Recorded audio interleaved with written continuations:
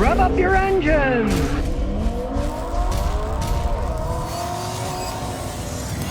Alright, people can talk till they're blue in the face about cars, but until you get an actual one and an actual owner, you don't know squat. So, here's a 2018 Toyota 86 that the customer bought used, and we're gonna go through the whole thing. Now, he paid $21,500, and it's originally $30,000 car. So, he saved some money. Granted, this is during coronavirus time. The prices of everything are nuts, and hilariously enough, since he bought it, I just looked it up, and it's worth about $4 or $5 grand more than what he paid for it now. Prices are going up so high. So, they're not really expensive vehicles, but they're pretty well made. Realize one thing.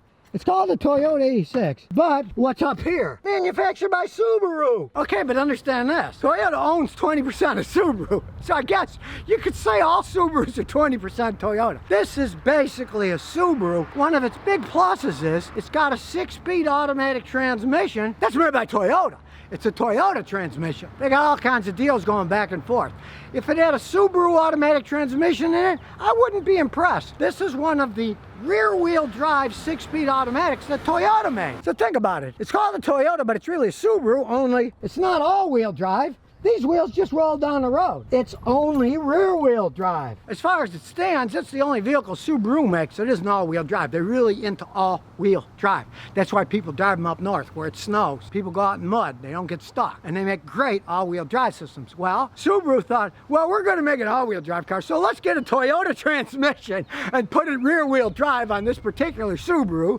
And then Toyota says, okay, we'll sell them as Toyota 86s. It's the Subaru boxer engine, 4-cylinder. The boxer with 2 on one side, 2 on the other, and it's hooked up to a rear-wheel drive 6-speed Toyota automatic transmission. Now, I'm personally a standard transmission guy, but it doesn't make that much difference. With a standard tranny, this thing puts out 205 horsepower. With this automatic, it puts out 200. And it's got paddle shifters on. You can have fun with it. So it really isn't that much difference. And understand, it's totally a marketing thing for the United States. In the United States, 96% of the people drive automatic transmissions. The market for this is small enough to begin with, and if you shut it down to only a standard transmission, you're not going to sell them that well. They don't sell that many of them. Here's the figures. 2018, they sold 4,100. 2019, 3,400. 2020, 2,400. And 2021, so far, they've sold 1,000 of them. So they're not selling that many. They're not making that many. You might have noticed in the past, I said, oh, boxer engines, Subaru, stay away from them. They blow head gaskets. They finally figured out what kind of material to make the head gaskets out of. You keep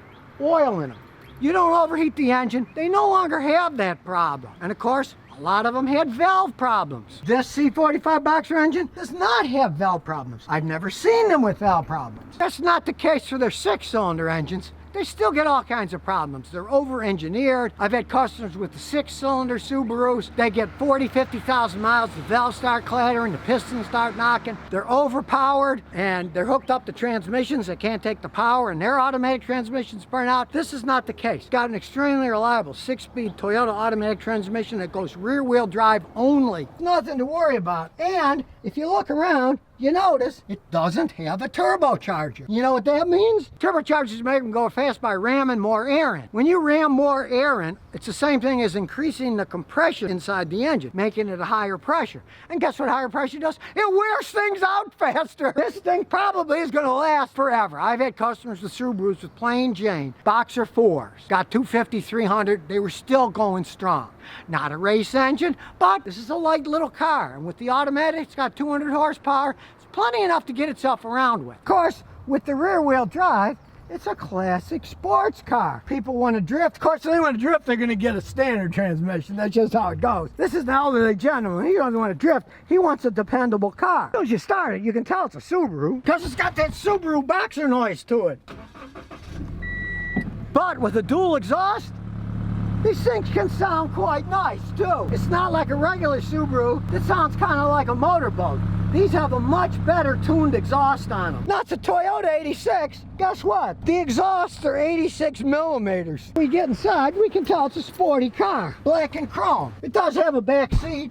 If you have extremely small people, as you can see, this seat's back. I can't even get my finger between there. So we're talking about really skinny people or just a couple of baby seats until they get bigger. And of course, having that Toyota 6-speed automatic transmission, you can fiddle with the paddle shifters when you're shifting. You can play with those things all day long if you want. And you can turn the traction control off if you want to go faster, sports, no, or put it in track mode. Now it is a Subaru, but Subarus have good air conditioners too. Seats are form-fitting. They are nice for zooming around in. You're not going to be thrown around. They're comfortable, but they're not outrageously tough where they'll hold you in, but you're uncomfortable as can be. I'm like a pea in a pod in this one. Feels quite good. Let's take it for a ride. Now the first thing you notice when you put it in reverse is, guess what? The shifter isn't shaking at all. You could balance a quarter on there if you wanted to. But I do have to say, I don't like this because it's got the backup camera there. And it's really kind of small. You can't see all that well with it. I would have put it down there. You hold this down, it goes to complete track mode, so we'll have a little more zip. Now, of course, it handles quite well. This thing is made for a two-wheel roadster. They're fun to drive around. And like any two-wheeled roadster, you hear road noise! A lot of that's the tires, but that's what these things do. Do not, under any condition, buy a sports car and think it's going to be quiet. My wife rode around in the Toyota Supra when I was road testing it. Hey, she hated the ride.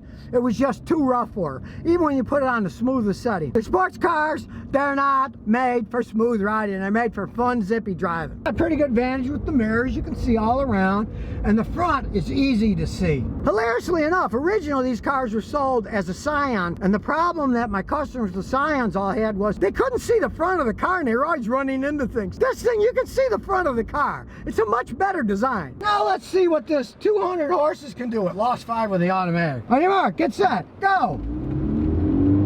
Now once it winds up, it's not a race car. It's a fun car for driving around in. There's one real problem with this car is, it looks a lot faster than it actually is. And he says people always want to race him. And he's like, hey, you know, maybe he's going to race somebody in a Volkswagen or something, but you're not going to be racing around Corvettes and stuff. It's a 200 horsepower, fun little rear-wheel drive car. Now, of course, with the boxer engine, and it's naturally aspirated, it gets pretty good gas mileage. His last rating was 35 miles a gallon. And for a fun little car, you can't argue that. That's probably one of the reasons they didn't put a turbocharger on it. It would start eating up gas. People would be driving it faster. Engine would wear out faster. Everything would wear out faster. And you get worse gas mileage. This thing is a fun, quick little car that gets great gas mileage. It's really fun in the twisties. It really handles well. It's a fun car to drive around. Now, the owner is a Toyota fan. He's got a Tundra, and he says when he gets out of this thing, gets in the Tundra's like a boat, he says. Which, of course, it's a big, tall, giant truck. And there's a lot of difference in this. Jerk to the ground, rear-wheel drive,